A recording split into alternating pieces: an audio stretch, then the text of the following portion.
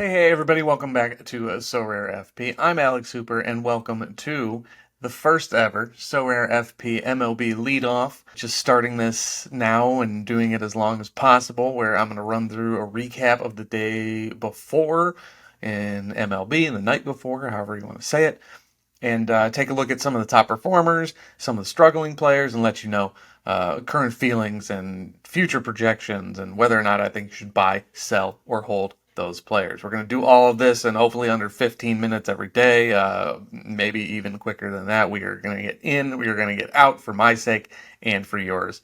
So let's jump into it. Day one, June 5th. Starting off with the Phillies and the Tigers. Phillies dominated the Tigers 8-3. Aaron Nola was the big standout. Top projected pitcher from Sorare FP this week, and he backed us up quite well.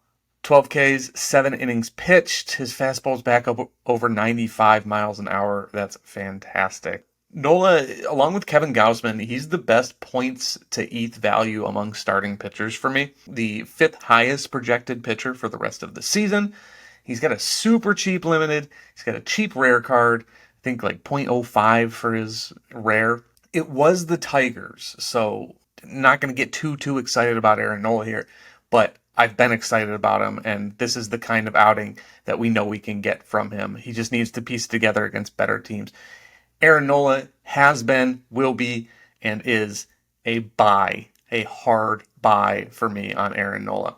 On the other side, Trey Turner, on the other side of expectations at least, Trey goes 4 for 5, 2 homers. Is it happening? Is he finally rounding into form? His season numbers overall are still really bad, but he's well above league average in xWOB in his last 100 plate appearances. At 0.019 for his limited, 0.132 for his rare. It might be the best time to buy him. He's still the 16th overall projected player rest of the season and third among middle infielders. I'm still saying buy. I think this is going to be the best opportunity to get Trey Turner. I do believe he's finally going to ascend, and I would say go out and buy him if you have the money and if you have the need. And also with the Phillies, Nick Castellanos continues to rake. He's streaky, but he's kind of trending back up. His numbers look solid so far. I'm a big Castellanos guy. If you know me, I'm big on the Phillies all the way around, so I need them to round back into shape. But still, everything promising with Castellanos, so I'm saying buy on him as well. 3 buys on the Phillies. Moving on, Tampa Bay beats Boston 4-1 as they extend their league-leading record to 43-19. Yandy Diaz with another nice night. His OPS is still hanging around 1,000. He's at 979. He doesn't project great still. We've got years of data on Yandy saying that he hits the ball on the ground, so naturally projections aren't going to favor him a ton, but he's the 77th overall hitter. His batted ball data is still elite. He's like 97th percentile, 98th percentile, 99th percentile, in X batting average, X WOBA, and X slug. At his age and his price still, I'm not recommending a buy. I'm going to say I'm pretty happy if I win him, but I'm saying hold. Hold on Yandy. I don't think you need to sell him unless you need the money, and I don't think you need to run out and buy him either. But if you are prepping kind of a raise stack for the postseason, which, they're headed there unless they absolutely collapse, then Yandy would be a great guy to have. He's their leadoff hitter, and again, the batted ball numbers are nuts. Shane McClanahan, only 5 strikeouts, but he's got a 2.02 ERA. Struggled a little bit early in terms of batted ball data, but he's rounding into form. His xWOBA chart is trending well, but his barrel rate's still too high. That's kind of what you get with Shane McClanahan. If he gets hit hard. His price is still too high for me to sit here and say buy, but he's young, he's good, and if you want to pay a premium for a starting pitcher, there's not many better to go for than Shane McClanahan. On the opposite side of that, though, Brian Bayo from the Red Sox, he's decent, he's cheap, league average quality of contact. He's only 24 years old, but you're looking at a .018 price tag, $33 for his rare. His price isn't as low as it will be probably unless he goes on a big run, but he's a decent buy long term. I would say, he's a T4, and over the course of the season, you might win a lot of Tier 4s, especially if you're tuning in to Sorare FP. But he's an easily winnable T4, and unless you really want to run out and get him, I would say you can try and win him, but he's still at a nice price. All right, the Marlins top the Royals 9-6. My big takeaway from this one was MJ Melendez, 2 for 4 with a double and a stolen base. Only a second steal, but MJ Melendez is just a guy I like a ton, especially if you can get your hands on one of his triple positional eligibility cards from last year. Catcher, outfield, and DH. He does it all. He qualifies at every position. I have that super rare, and I have been loving it. Melendez has an above average xWOBA for the last 50, 100, and 250 plate appearances. He's a solid hitter. He's got an above average sprint speed. I'd love to see him steal more. He's only 24 years old. He projects right around Byron Buxton right now. His price is way, way too low, and it's trending down. People just don't know about MJ Melendez. It's a hard buy for me. If you don't have MJ Melendez in your gallery, I strongly recommend going out and getting him. For the Marlins, Luis Arias keeps hitting. He's up to $3.99. I'm really torn on Luis Arias. He's got a third percentile barrel rate, so he's not a guy that, I really want on my lineup or in my lineup too often, but he's got a 79th percentile xWOBA. If you need 20 to 30 points consistently, he's your guy, but he's not going to break things open often. He had a 37-point game this week. That's normally around his game week score because he gets so many hits. I'm selling the hype personally. If I had him still, I sold him in the offseason. I wish I had held him. I'm selling that hype, but his price isn't so crazy that you need to move off of him and take that profit. I'm saying sell, but if you don't want to, I understand. Moving on, the Pirates beat the A's behind a strong night from Andrew McCutchen. 3 walks. He's still a very good hitter. Above average metrics across the board, but he's 36. His price is kind of 0.02 for his rare. He's a hold to light sell for me. I think I would want to move off a 36-year-old, but he's still going to give you value. So if you can get something for him now, sure. If you want to get a little younger, then maybe that's the way to go, is with Andrew McCutchen. The Pirates do have an outside shot at the postseason. I believe they're atop the AL Central by a half game. So if they hold, then maybe you get a playoff series out of them. But I would still move on if you can get something. But otherwise, hold. Brent Rooker and Ryan Noda still hitting well for the A's. They're really the two bright spots for Oakland. But Rooker's batted ball data is absolutely cratering. Noda, on the other hand, is holding strong. I'm selling Rooker. He's currently going for 0.035 or so, but I'm buying Noda around 0.015, something in that range. Yeah, I'm selling Rooker and I'm buying Noda.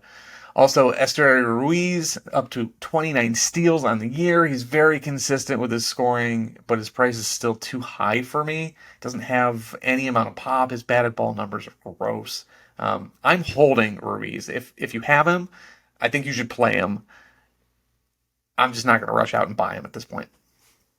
Okay, Houston decimates the Blue Jays 11-4, mostly because Alek Manoah is just an absolute mess. He gets 1 out. His batted ball numbers are horrible. His K percentage is awful. His walk percentage is awful, but he's 25. Just so much potential there. He needs another pitch. He needs to hone just about everything. He might make a little bit too much money to go to the minors. But his price is getting into buy territory.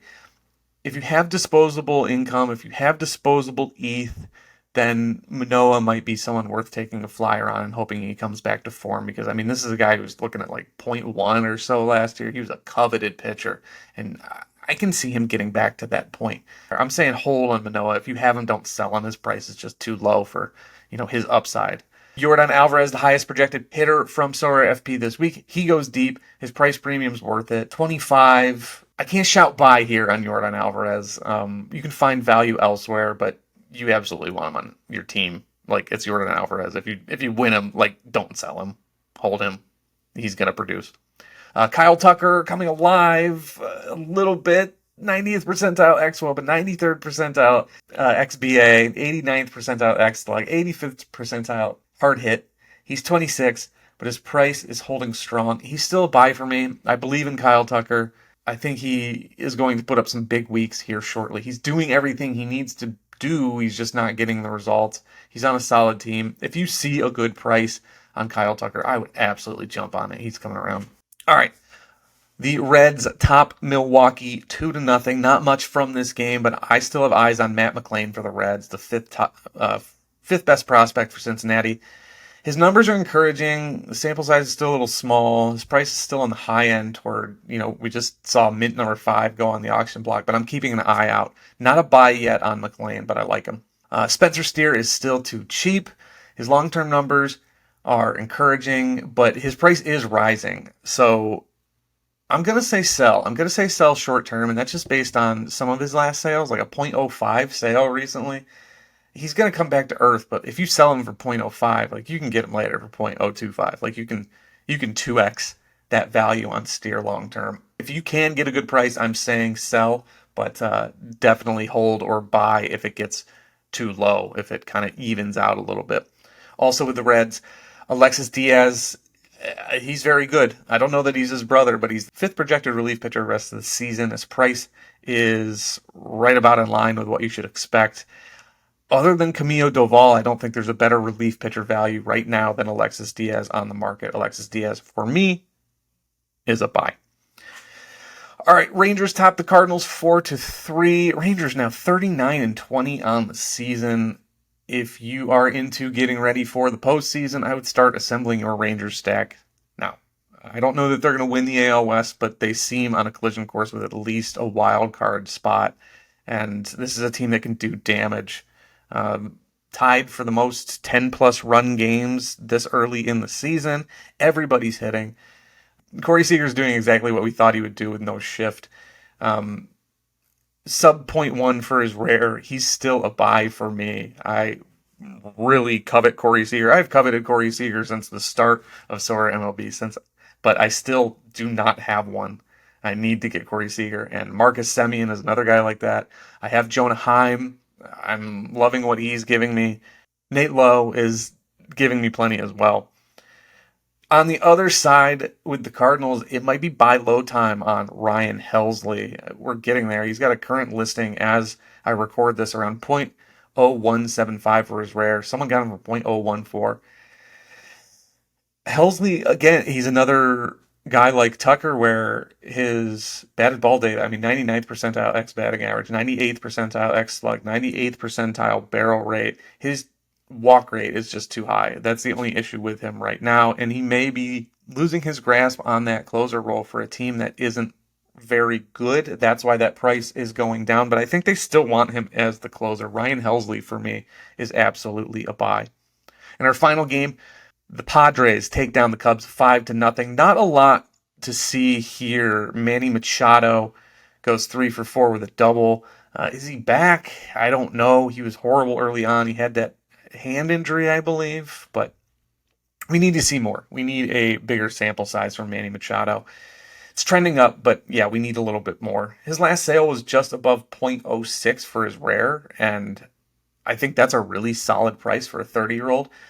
I don't love him at the moment for much higher, though. Like, you can get Matt Chapman for 67% of even that .06. So, looking at .04 for a guy like Matt Chapman, and they project just about the same. Blake Snell, nice outing for the Padres. He's trending very well lately. He's just about league average, but he's still walking far too many. I like him around his current price, .0039 for his limited, .0143 for his rare. Blake Snell is a buy for me. And that's it. That's all the action from Monday, June 5th.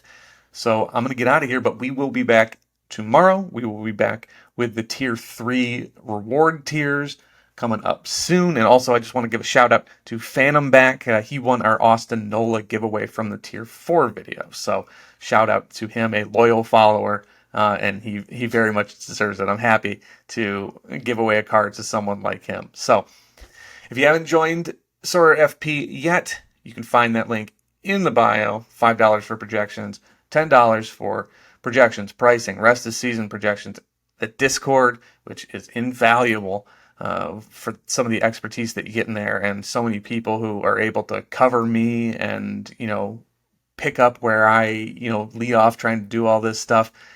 Just a fantastic community. And also, Sorare FP app should be launching this month. should be very, very soon. So that you also get for $10. I will see you tomorrow. Until then.